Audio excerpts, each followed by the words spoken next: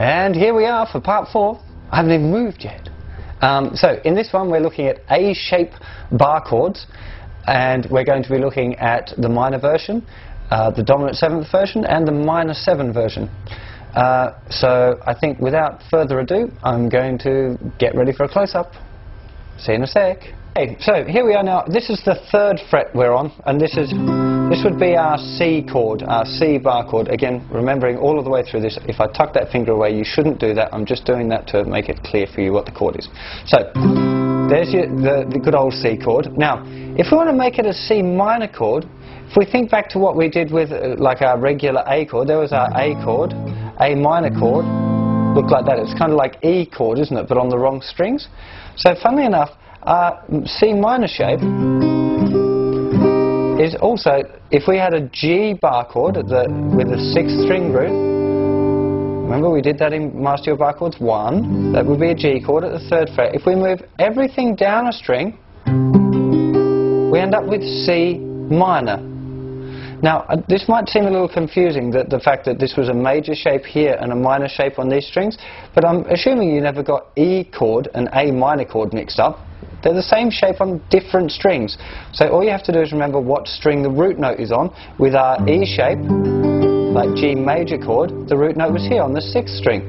But now that we're working from the 5th string root, that same or very similar shape looks, or sounds rather, looks and sounds, and is a minor chord.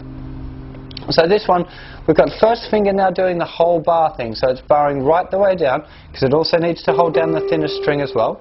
We've got 3rd finger here, this is on the 5th fret, it's on the 3rd fret, 5th fret, 5th fret again, this 2nd finger here pressing down on the 4th fret, and 1st finger is playing also the thinnest string up there as well.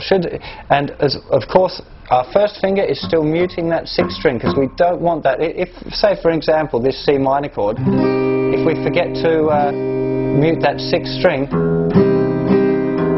I mean, it just sounds really rank. So you definitely make sure that you're getting the tip of your 1st finger there muting that chord, muting that note rather, not the chord.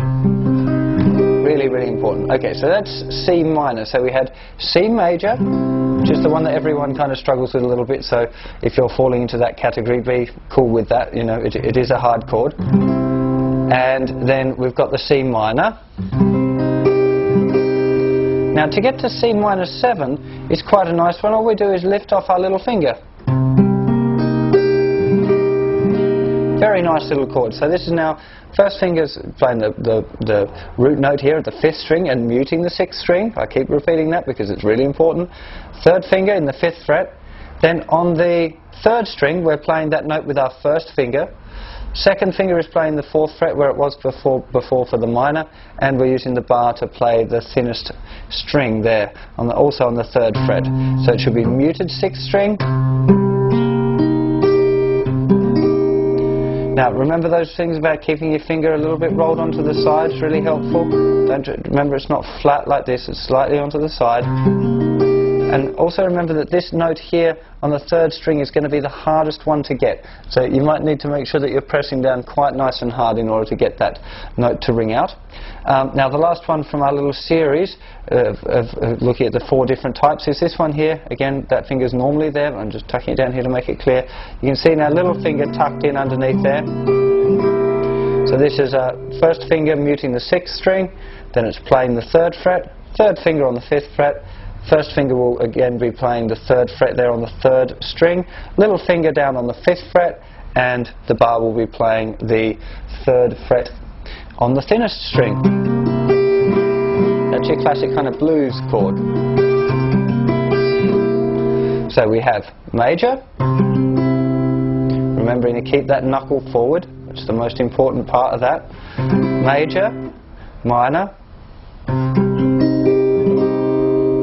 minor 7, lift off little finger as well, and 7, where little finger goes down.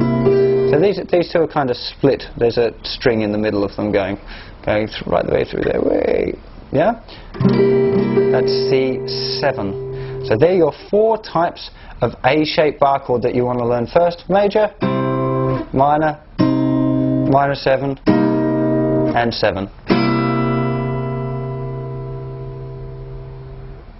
mastering these two shapes, the E shape and the A shape, with the 4 different chord types of each shape, so it's a total of 8 chords that you've got there. These form the foundation for all of your guitar playing that you're probably going to do for the rest of your life. There are 3 other bar chord shapes.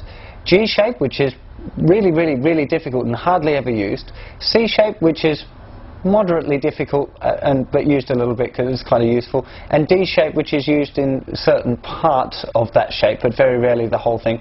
They're quite difficult and quite advanced. I wouldn't have thought that you'd probably want to learn those until you've been playing guitar for 3 or 4 years and really confident with your guitar playing in general. I think most of your stuff like your Jack Johnsons or your Bob Dylans or whatever, these kind of people, if they're playing bar chords, they're definitely going to be playing E shape and A shape. Very rarely will any of those other shapes get used. I'd say there's an awful lot of really fine guitar players that don't know those other 3 shapes. They're really quite rare. So the next thing for you to make sure that you do is really nail these chords properly. I highly recommend getting a book like the Beatles Complete is the one that I recommend for the most strongly. Just the Beatles are an amazing band, amazing songs, and really interesting chords and chord sequences. So by going through that book, just open the book to a random song and try and play it. Make sure that you get all of those chords down. You might come across the occasional chord you don't know. Remembering, of course, that you can do what's called boiling down chords. So if you have a G11, you could just play a G7. If you have a G minor 9, you can play a G minor 7 or a G minor even if you boil it down enough.